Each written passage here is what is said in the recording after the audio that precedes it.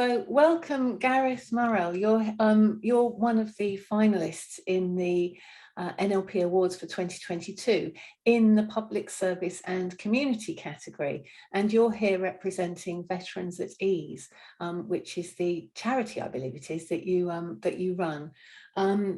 I don't get involved with the finalists, the choice of finalists, but I'm very, very lucky that I get to read all the applications. So I've got your application in front of me, and there's some beautiful things that are said in this. So what I'd like to do is just read you something that is in the application.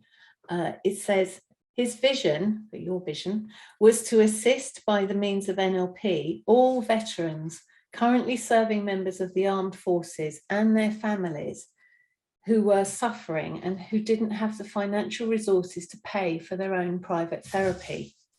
Since 2011, the charity has successfully helped over 450 veterans of all genders and races who have served in HM armed forces. They have consistently had a success rate of 80% or over. I mean, that's incredible, Garreth.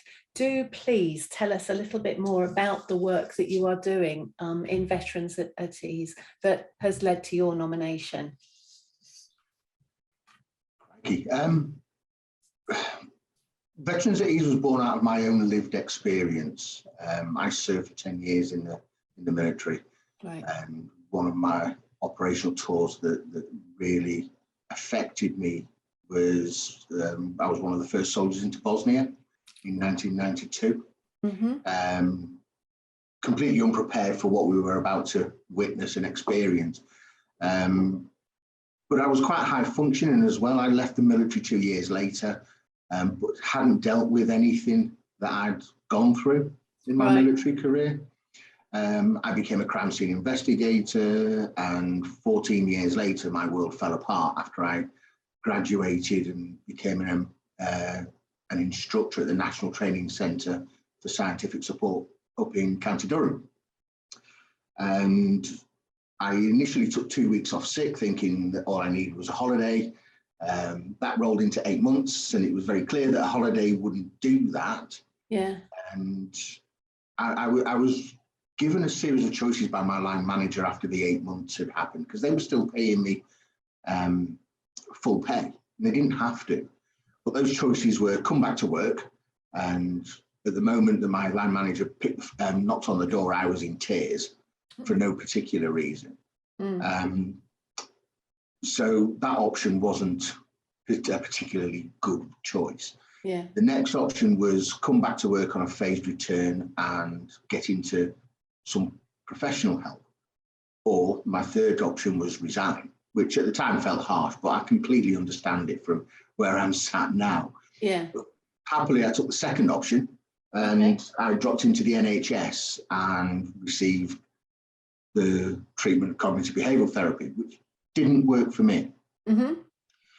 And a few days after my last session with CBT, I met an old friend that had known me before any of my operational tours in the military, and we sat having a coffee, and they said, "Crikey, Garreth, you're half changed." I said, "Well, who doesn't change after 17 years, especially having some of the life experiences that we've both had?" Yeah. And they said, "Yeah, I get that, but you've got a lot of baggage. You might want to think about putting it down." And I told them about my experiences and time with CBT, and I said, "I'm never going back there again." Well, and if this bit could be edited out, then please feel free to. But I actually became suicidal during those sessions, because they were associating me into the traumas. Right. So I'm reliving it, and it's reinforcing it. Yes. And I challenged them after about 4 sessions and said, "Look, you've got to do something with this stuff in my head. I actually can't."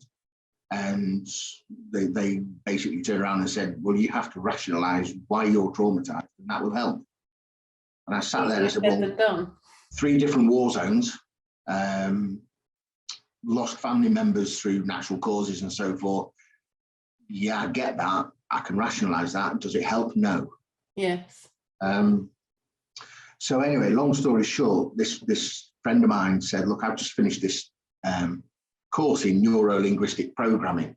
And I was still in a dark place, and it sounded like a cult to me as they explained it. And they very rightly said, look, I can't help you. I'm not confident or competent enough. Yeah. Here's the guy that trained me. Give him a call. So I did. And we spent a couple of hours on the phone. And at the end of it, he said, you need to come to Leeds. And by the way, you need to bring a considerable amount of money with you. I said, I'll leave it with you. I'll get back to you. Because it was quite a large amount of money at the time for me. Anyway, 2 weeks later, I'm sat in front of my coffee table with 3 things on it. And that was a mobile phone. That was to pick up and make the appointment. My front door key to my house. I had a bag packed at the front door. I was going to walk out of my house, lock it up, post the key through the letterbox and walk into the local hospital at Durham and sign myself into the local psychiatric ward. Get myself sectioned because I really couldn't deal with life at the time. And the third object was a razor blade. I had a bathroom upstairs. I was going to go upstairs in the bath and use the razor blade. Luckily, I picked up the phone. Mm-hmm. And a week later, I'm sat in a conference room with this gentleman in Leeds. And in 5.5 hours, he cleared all my military stuff. Wow. It was unbelievable at the time. Yeah. One of the things that made me go off sick in the first place, being an instructor, was I developed a stutter. I would stutter 1 or 2 words in every single sentence I spoke. And when you're talking to forensic scientists with master's degrees and doctorates, you sound a buffoon if you're stuttering every sentence. Yeah. You know, especially when the subject you're teaching is something that you've had over a decade's worth of experience in. That stutter had disappeared before I'd walked out the door.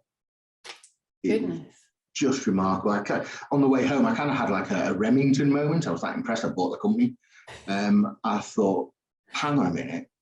If this treatment is that powerful for military minds, as it were, the way it was explained to me, use of our subconscious is used to being changed, because they have to change us from civilian thought processes to military thought processes and actions and behaviors. Why is this not being used as standard out there? And why did I have to pay such a large amount of money for it?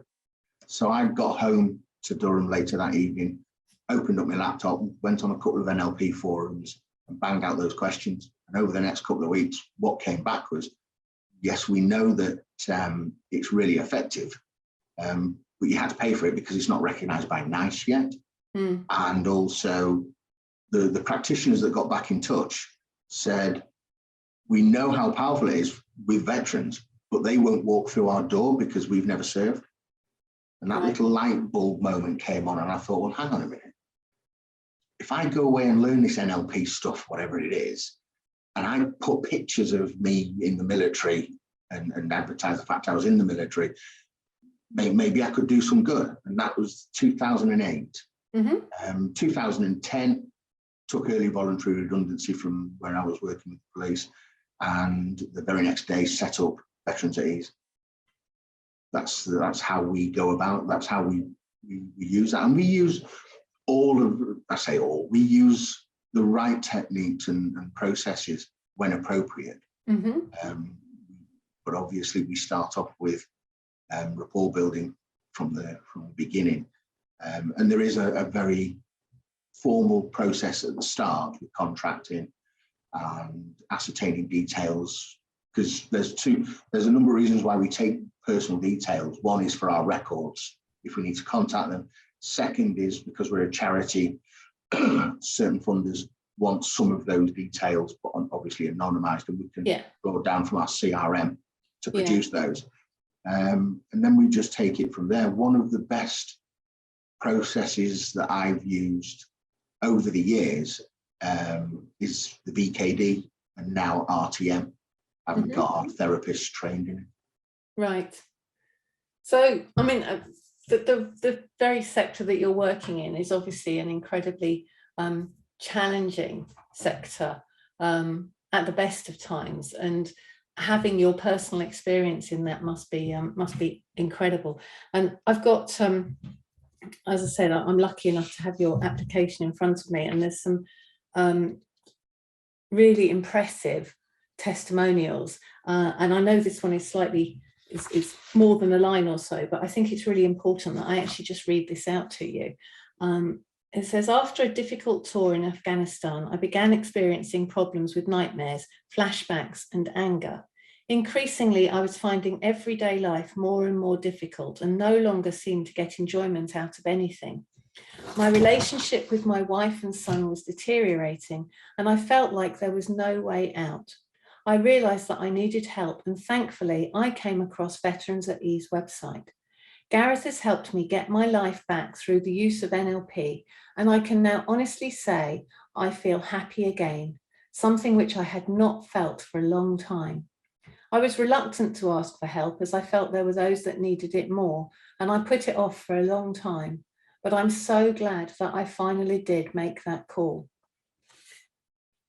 Which almost mirrors what you've just explained about your own experience, but when you read things like that, when you hear things like that, I read it, you've heard it. What does it mean to you to be nominated for this award? I'm listening to your words there as it was being read, because I had nothing to do with the application. I'm very humbled by that. It's, even if you help one person, the ripple effect extends out. Yeah. And it extends out for years as well. You know, it just keeps going. And every day, when it's absolutely my mission in life now, it's what gets me out of bed and walks through snow. And up here in Gateshead, it does snow. Having successes like that just keeps me going and allows me to plan even further, which is something that we're doing now as we speak. We've gone from moving into one area, we're moving into another area of the UK and are looking at ways to extend that reach again. So it's humbling, but gives me the drive and determination to keep going, because we're clearly doing something right. Absolutely. So what one thing in the work that you do you think is making the difference?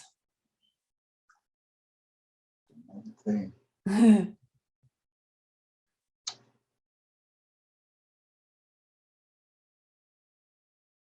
I think having that lived experience. Right. But I think one of the most difficult things for soldiers or members of the armed forces is to walk through the door. Once they've walked through that door, it gets easier for them. Having been there and gone through had my own experiences, and happily putting that out onto social media and the website, etc., that helps them understand that whatever they say in there, the language that we use, we drop into old military jargon. Yeah. And that's absolutely fine. It's essential, in fact, I believe. Yes. But being able to relate that to lived experience with that jargon. So if somebody talks to me about a FOB or an RV, not only do I understand what it means at an academic level, I've physically been to some of those places and used them on various operations and so forth.